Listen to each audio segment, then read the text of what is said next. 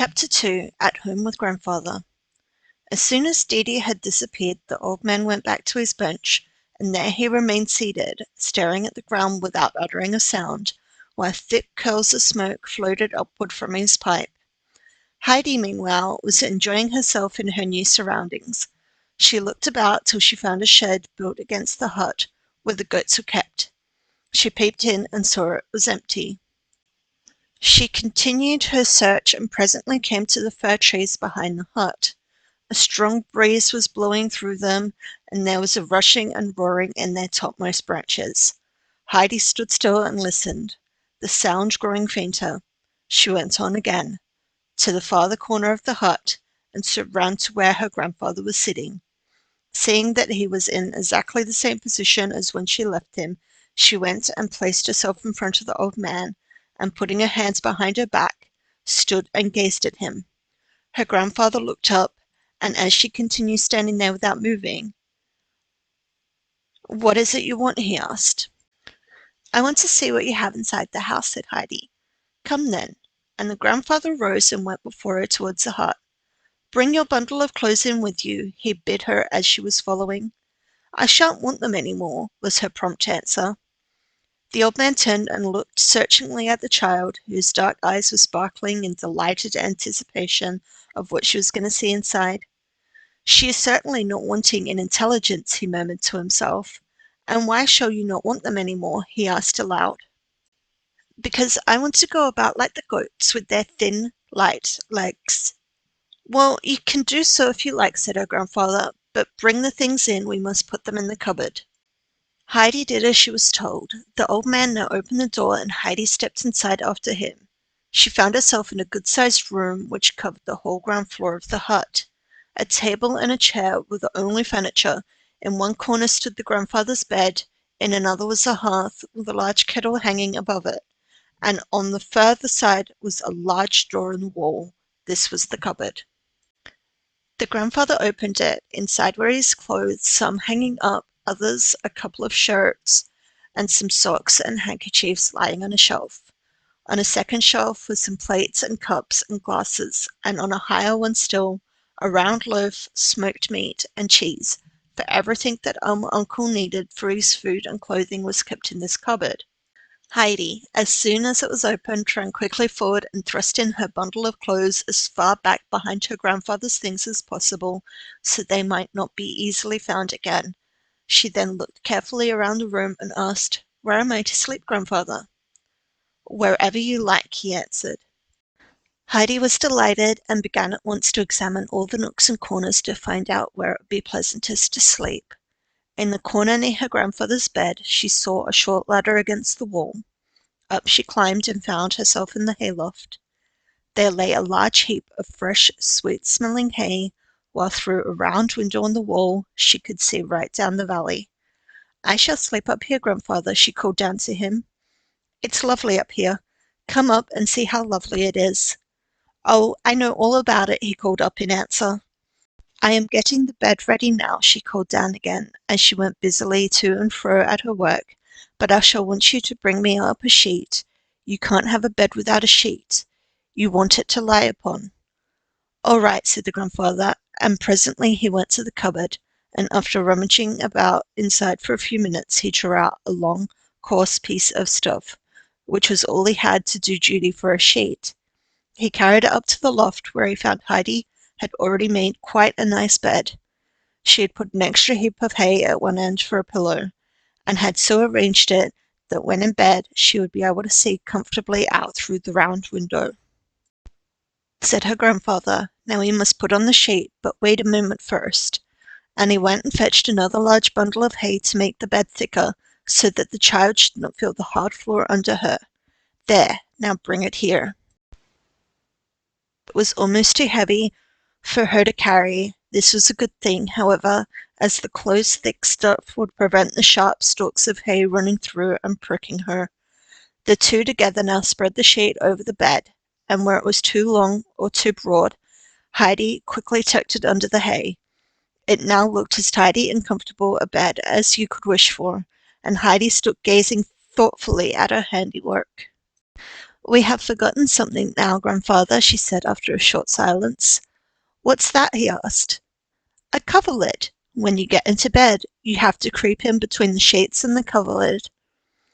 Oh, that's the way, is it? But suppose I have not got a coverlid, said the old man. Well, never mind, grandfather, said Heidi in a consoling tone of voice. I can take some more hay to put over me. And she was turning quickly to fetch another armful from the heap when her grandfather stopped her. Wait a moment, he said, and he climbed down the ladder again and went towards his bed. He returned to the loft with a large thick sack made of flax, which he threw down, exclaiming, There, that is better than hay, is it not? Heidi began tugging away at the sack with all her little might in her efforts to get it smooth and straight, but her small hands were not fitted for so heavy a job. Her grandfather came to her assistance. When they had got it all tidily spread over the bed, it all looked so nice and warm and comfortable that Heidi stood gazing at it in delight. That is a splendid coverlid, she said, and the bed looks so lovely together. I wish it was night so that I might get inside it at once. I think we might have something to eat first, said the grandfather. What do you think? Heidi, in the excitement of bed-making, had forgotten everything else, but now when she began to think about food, she felt terribly hungry, for she had had nothing to eat since a piece of bread and a little cup of thin coffee that had been her breakfast early that morning before starting on her long, hot journey. So she answered without hesitation, Yes, I think so too. Let us go down then, as we both think alike, said the old man, and he followed the child down the ladder. Then he went up to the hearth, pushed the big kettle aside, and drew forward the little one that was hanging on the chain, and seating himself on the round-topped, three-legged stool before the fire, blew it up into a clear, bright flame. The kettle soon began to boil, and meanwhile the old man held a large piece of cheese on a long iron fork over the fire, turning it round and round until it was toasted a nice golden yellow colour on each side. Heidi watched all that was going on with eager curiosity. Suddenly some new idea seemed to come into her head, for she turned and ran to the cupboard, then began going busily backwards and forwards. Presently the grandfather got up and came to the table with the jug and the cheese, and there saw it already tidily laid with round loaf and 2 plates and 2 knives, each in its right place, for Heidi had taken exact note that morning of all that there was in the cupboard, and she knew which things would be wanted for their meal. Ah, that's right, said the grandfather. I am glad to see that you have some ideas of your own. And as he spoke, he laid the toasted cheese on the layer of bread. But there is still something missing. Heidi looked at the jug that was steaming away invitingly, and ran quickly back to the cupboard. At first she could only see a small bowl left on the shelf, but she was not long in perplexity, for a moment later she caught sight of 2 glasses further back, and without an instant's loss of time, she returned those and the bowl and put them down on the table. About things, but what will you do for a seat? The grandfather himself was sitting on the only chair in the room. Heidi flew to the hearth, and dragging the 3-legged stool up to the table, sat herself down upon it. Managed to find a seat for yourself, I see, only rather a low one, I am afraid, said the grandfather, but you would not be tall enough to reach a table even if you sat in my chair. The first thing now, however, is to have something to eat, so come along. With that, he stood up, filled the bowl with milk, and placing it on the chair, pushed it in front of Heidi on her little 3-legged stool, so that she now had a table to herself. Then he brought her a large slice of bread and a piece of the golden cheese and told her to eat, after which he went and sat down on the corner of the table and began his own meal. Heidi lifted the bowl with both hands and drank without pause till it was empty, for the thirst of all her long hot journey had returned upon her. Then she drew a deep breath. In the eagerness of her thirst she had not stopped to breathe, and put down the bowl. Was the milk nice? asked her grandfather. I never drank any so good before, answered Heidi. Then you must have some more, and the old man filled a bowl again to the brim and set it before the child, who was now hungrily beginning her bread, having first spread it with the cheese, which after being toasted was soft as butter. The two together tasted deliciously, and the child looked the picture of content as she sat eating, and at intervals taking further draughts of milk. The meal being over, the grandfather went outside to put the goat shed in order, and Heidi watched with interest while he first swept it out, and then put fresh straw for the goats to sleep upon. Then he went to the little well shed, and there he cut some long round sticks, and a small round board. In this he bored some holes and stuck the sticks into them, and there, as if made by magic, was a three-legged stool just like her grandfather's, only higher. Heidi stood and looked at it, speechless with astonishment. "What do you think that is?" asked the grandfather. "It's my stool, I know, because it's such a high one, and it was made all of a minute," said the child, still lost in wonder and admiration. "She understands what she sees, her eyes are in the right place," remarked the grandfather to himself as he continued his way round the hut, knocking in a nail here and there, or making some fast part of the door, and so with hammer and nails and pieces of wood, going from spot to spot, mending or clearing away wherever work of the kind was needed. Heidi followed him step by step, her eyes attentively taking in all that he did, and everything that she saw was a fresh source of pleasure to her. Happily until evening, then the wind began to roll louder than ever through the old fir trees. Heidi listened with delight to the sound, and it filled her heart so full of gladness that she skipped and danced round the old trees, as if some unheard of joy had come to her. The grandfather stood and watched her from the shed. Suddenly a shrill whistle was heard. Heidi paused in her dancing, and the grandfather came out. Down from the heights above the goats came springing one after the other, with Peter in their midst. Heidi sprang forward with a cry of joy and rushed among the flock, greeting first one and then another of her old friends of the morning. As they neared the hut, the goats stood still, and then two of their number, two beautiful slender animals, one white and one brown, ran forward to where the grandfather was standing and began licking his hands, for he was holding a little salt which he always had ready for his goats on their return home.